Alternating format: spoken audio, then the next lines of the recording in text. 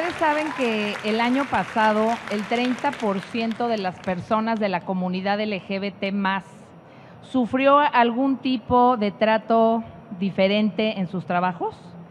Y por trato diferente, lo que quiero decir es desde ofensas, burlas, hasta menores oportunidades, menores acceso o menor acceso a crecimiento, a promociones, menores prestaciones, menores beneficios. Y este número es casi el doble de lo que reporta la comunidad heterosexual. Gracias, y eso es hoy, gracias a la encuesta nacional sobre diversidad sexual y de género, la ENDICEG, tenemos muchísima más información sobre las principales características de esta comunidad. Por ejemplo, otro dato interesante es que también durante el año pasado, el 26% de los miembros de la comunidad LGBT+ pensaron en suicidarse. Esta cifra es casi el triple de lo que reporta el mismo grupo de la comunidad heterosexual. Y el 14% lo intentó. Entonces, todas estas cifras que tenemos hoy y que conocemos, pues son muy interesantes, pero en realidad las cifras por sí solas y los datos por sí solos, pues realmente no nos sirven, o nos sirven pues para saber cosas y datos interesantes. Pero la finalidad de esta información es usarla. ¿Para qué la usamos? Y aquí es donde creo que como sociedad hemos avanzado mucho en este país en ser un poco más tolerantes, ser más justos, ser más inclusivos, específicamente hablando de diversidad sexual y de identidad de género. Pero todavía nos falta muchísimo. Y si tenemos a la mano esta información y estos datos, ¿no?, que son datos duros, que hoy podemos analizar y que nos sirven de algo, pues yo creo que es labor no nada más de los miembros de la comunidad LGBT+ el usar esta información, sino yo creo que es labor de gobiernos, de empresas y en general de la sociedad civil de hacer algo con esta información, ¿no?, y de procurar que sigamos avanzando en ese sentido. Y por eso estoy aquí. Estoy aquí hoy no nada más representando a la empresa donde trabajo, sino como miembro de la sociedad civil, porque creo en los principios básicos de la inclusión y no nada más por un tema de derechos humanos, sino hasta por un tema estratégico, ¿no?, que nos conviene a todos. Entonces, yo sé, a lo mejor estos datos que di al principio son un poco alarmantes, pero es la realidad. Y es la realidad, y aunque hayamos avanzado mucho en muchos de estos temas, pues seguimos viendo una situación con miembros de la comunidad LGBT+ que no podemos hacernos de la vista gorda, ¿no? Algo está pasando.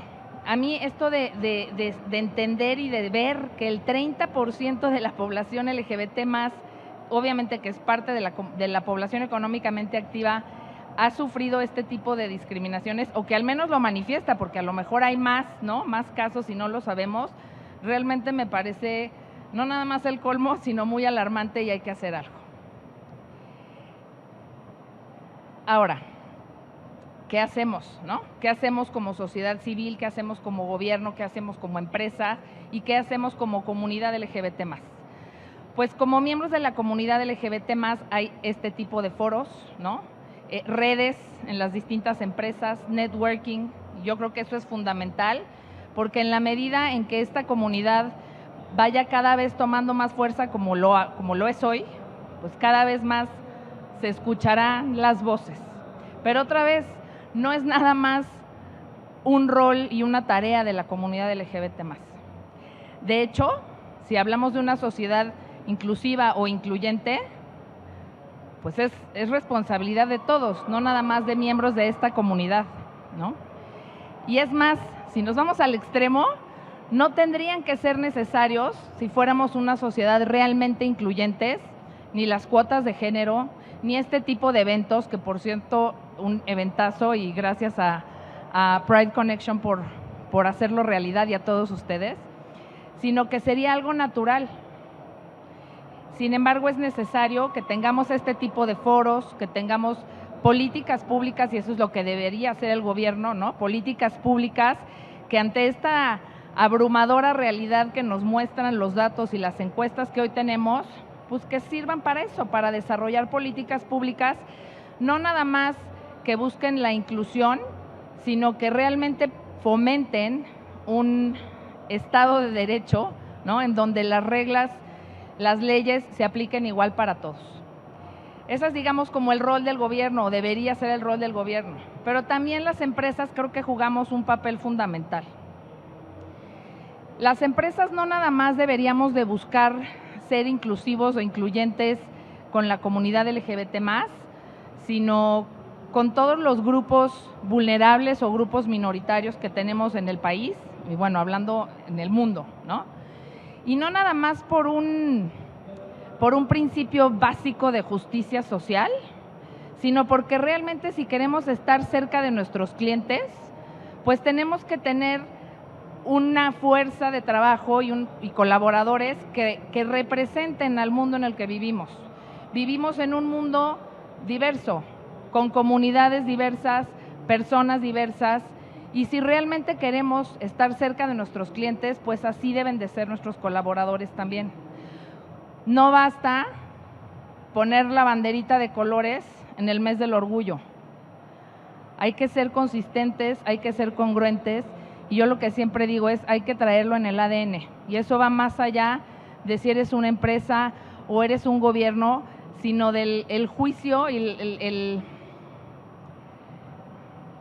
no sé si necesariamente o solamente el juicio, sino de lo que tenemos cada uno de nosotros como personas.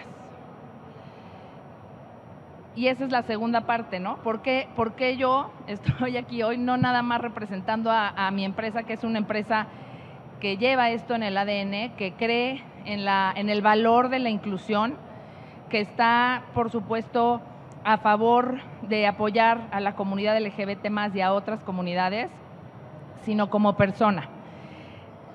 Yo como mujer, que además mi vida profesional pues la he llevado a cabo en el sector financiero, que tradicionalmente, como saben, además es un sector de hombres, pues me he topado también con situaciones de discriminación, de trato diferente, de más barreras. Y van a decir, ¿y por qué no es miembro de la red de mujeres? Sí, también soy miembro de la red de mujeres, porque también creo que todavía nos falta mucho en este país para avanzar y para que haya igualdad de género, no nada más en cuanto a el tener ciertas posiciones o ciertos puestos directivos, sino también existe una brecha salarial importante y sobre todo hablemos de oportunidades.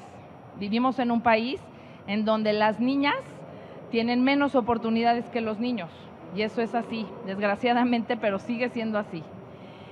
Ahora, ¿qué me trae a ser el business sponsor de la red LGBT+, o por qué estoy aquí? Y aquí quería hablarles del rol del aliado. A lo mejor por alguna experiencia personal, ¿no? En particular, yo tengo un amigo muy cercano que ha sido mi amigo durante muchísimos años, y pues crecimos prácticamente juntos.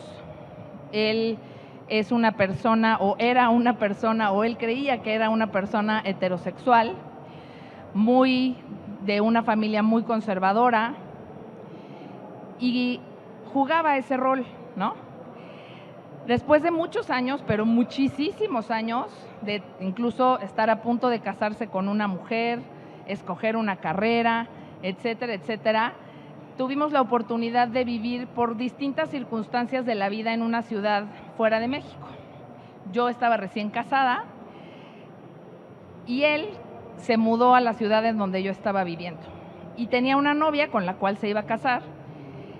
Y un buen día me dijo, es que solo te lo puedo decir a ti. Y bueno, no les voy a echar todo el drama, porque además seguramente muchos de ustedes han vivido esto, pero el ver el proceso y acompañar a mi amigo durante el proceso de salir del closet con su familia en su trabajo, que también era un ambiente muy cerrado, ¿no? en Wall Street. Fue todo un proceso que dije, esto no puede ser. ¿Por qué pasa esto? Y me acuerdo que le dije, no te preocupes, si alguien te deja de querer, si algún amigo te deja de querer, no es tu amigo. Y esto fue en un país, no en este país, en un país extranjero, ¿no? Que se las da de súper abierto y tal. Y dije, ¿por qué alguien tan cercano? Porque además cuando uno vive fuera de su país y de su familia y de sus amigos y de su gente cercana, tus cuates o tus amigos se hacen tu familia. Entonces él y yo éramos familia. Y el haberlo acompañado en este proceso tan difícil, creo que me sensibilizó todavía más, ¿no? al ser parte como aliado de la comunidad LGBT+. Entonces, cuando tuve la fortuna de que me invitaran como business sponsor de la red, lo hice encantada, no nada más porque creo o creía y sigo creyendo, pero en ese momento creía en el proyecto.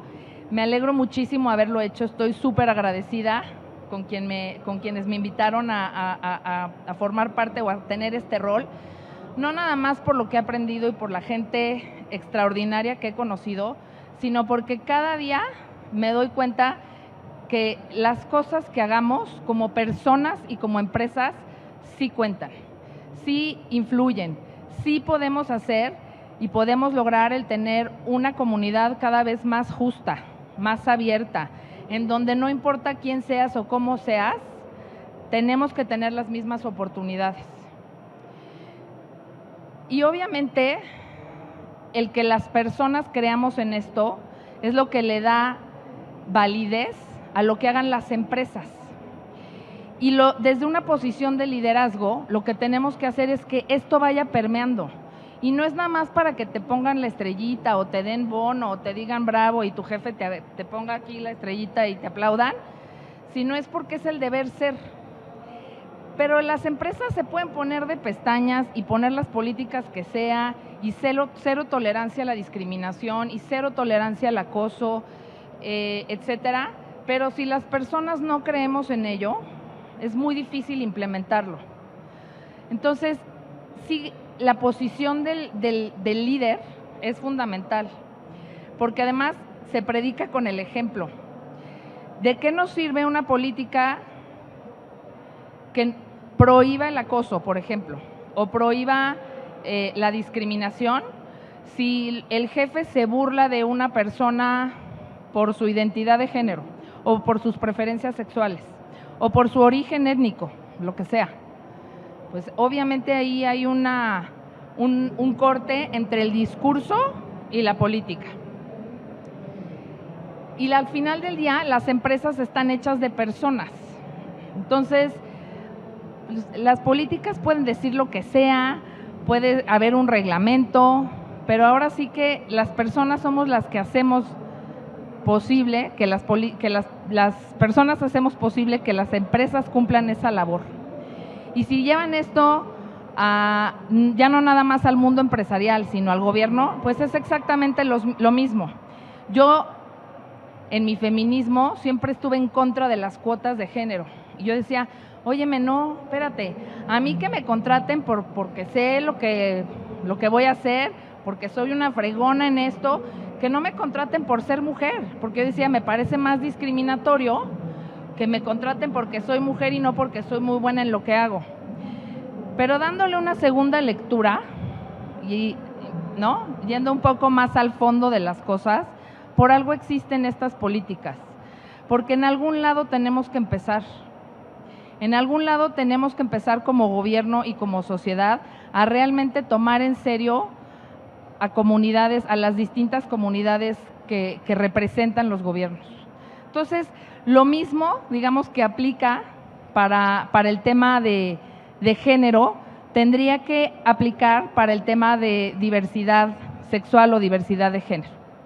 No tendría por qué ser diferente, al contrario, ¿no? Y el rol aquí del aliado justamente es eso, es desde fuera, pero como parte de la comunidad LGBT+, impulsarlo. Y por eso es tan importante que la comunidad o que las redes de apoyo a la comunidad LGBT más tengan muchos aliados. Entre más aliados que no sean parte de la comunidad LGBT más, es mejor, porque empoderamos, somos más voces y solamente así vamos a poder lograr tener una sociedad más justa. Es lo mismo que pasa en la red de mujeres. También hay hombres feministas y por feministas no estoy queriendo decir las personas o personas que creen que pues da igual si eres hombre o mujer, tenemos que tener las mismas oportunidades y los mismos derechos. Entonces, ¿por qué si en las redes de apoyo a las causas de las mujeres hay hombres o personas con distinta identidad de género, por qué en las redes LGBT más no puede haber personas heterosexuales? ¿No?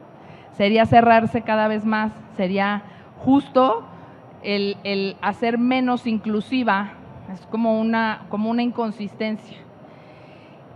Independientemente de, otra vez, de la identidad de género, de las preferencias sexuales, el estar en una posición de liderazgo nos permite que esto vaya permeando y que vaya permeando con el ejemplo y que vaya permeando con el apoyo abierto que se da a la comunidad LGBT más. Entonces, yo creo que sí es muy importante que todas las personas que tengan gente a su cargo, sean parte de la comunidad LGBT más o no, entiendan el rol tan importante que juegan como líderes de un equipo. Y puede ser un equipo de 2 o de 2,000 personas, no importa. Cada quien en el ámbito de su responsabilidad y por un deber cívico y por un deber humano, tenemos que impulsar y tenemos que tratar de tener una sociedad más justa, más incluyente, en donde no veamos estas cifras que vemos hoy en las encuestas, en donde la tasa, digamos, de suicidios o de personas que han intentado suicidarse o las personas que han sufrido discriminación en su trabajo sea tanto mayor para la comunidad LGBT más que para el resto de la población. Eso tenemos que erradicarlo. Y es desde las posiciones de liderazgo, otra vez, independientemente de la orientación sexual o de la identidad de género, en donde tenemos que hacerlo. Porque las empresas y los gobiernos, sin las personas que creamos en ello, no pueden hacer nada. Las leyes escritas y las políticas empresariales guardadas en un cajón no sirven para nada. Somos las personas de la comunidad LGBT más y aliados los que tenemos la enorme responsabilidad de terminar con esto. Así es que, pues muchísimas gracias otra vez, gracias a Pride Connection. Los invito a todos a que piensen en la gran responsabilidad que como líderes tienen y que realmente con su ejemplo logremos cada día tener una sociedad más inclusiva. Gracias.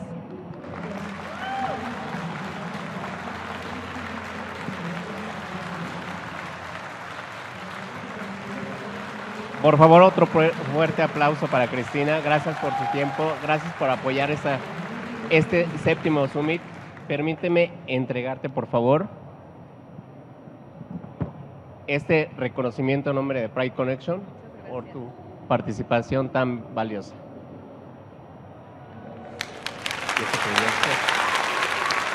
Muchas gracias.